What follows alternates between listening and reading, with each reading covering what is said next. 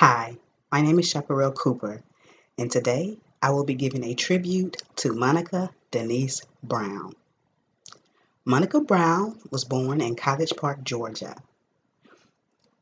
She was born Monica Denise Arnold, and she started singing at the tender age of 6 years old.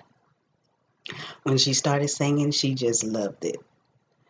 So she started doing talent shows, plays, and she even did a few pageants.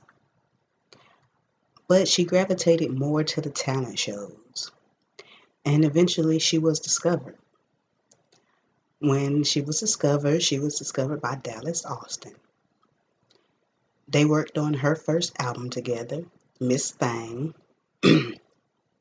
but at the time, they didn't know what to do with Miss Thing because Miss Thing was so young. So Dallas Austin decided not to release her age. So when Monica was working on her album, she was 12 years old. And when the album was finally released, she was 14 years old. And no one still really didn't know her age because she had such a mature look and she was talking about such mature content that no one knew that this was a 14-year-old girl. And that's the reason that Dallas Austin did not release her age. When her album was released, it topped to the Billboard R&B charts at number 7. And it produced it produced two number one singles, making Monica the youngest person to release two number one singles consecutively in a year. At that time, that was a great accomplishment.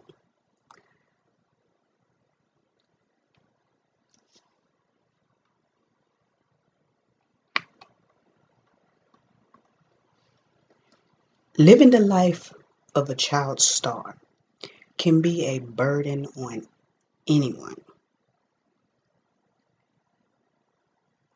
They're not only singers anymore. They're just not someone who's singing and can walk home and go home and not worry about people noticing them, and when they go to the grocery store other people notice them. So it's a big burden, and a lot of times childhood stars fall victim to the childhood curse. But Monica never fell victim to the childhood curse. She always kept a level head, no matter what was said in the media or who they was trying to pit her against that month. One of the biggest fake beefs that I can recall growing up with Monica was Monica, and Brandy. But I guess this could have just been a good publicity stunt because The Boy Is Mine won Monica her first Grammy, won Brandy a Grammy, and that was one of Monica's biggest hits. No matter what life threw at her, either going on in her career or her personal life, Monica did not let it get to her.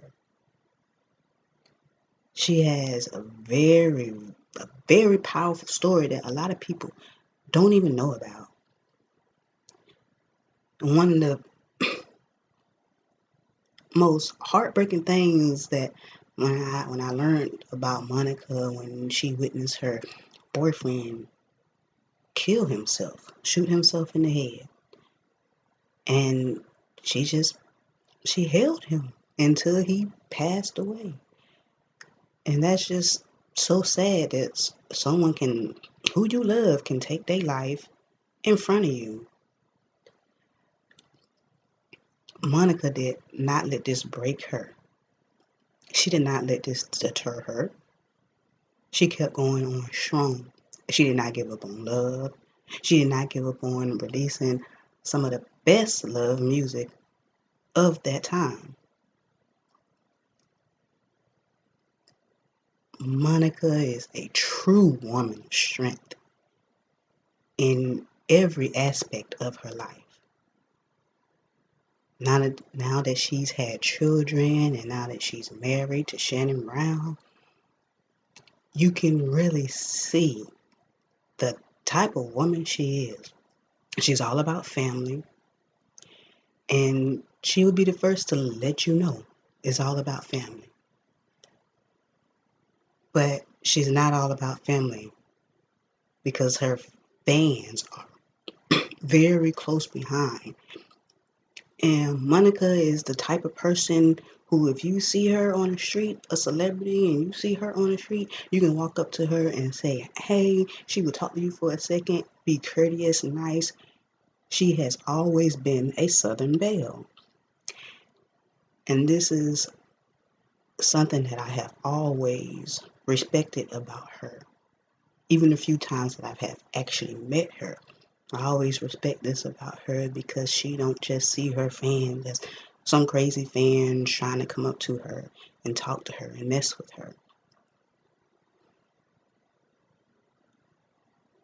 She actually takes the time. She takes the time to reach out to her fans. She takes the time to go on Twitter, let everyone know that, hey, I will be on at a certain time. This is what time I'll be answering questions. You can talk to me, ask me anything you want. And that's a great quality to have in a person. She has a selfless quality. And I am proud to call myself a Monica fan.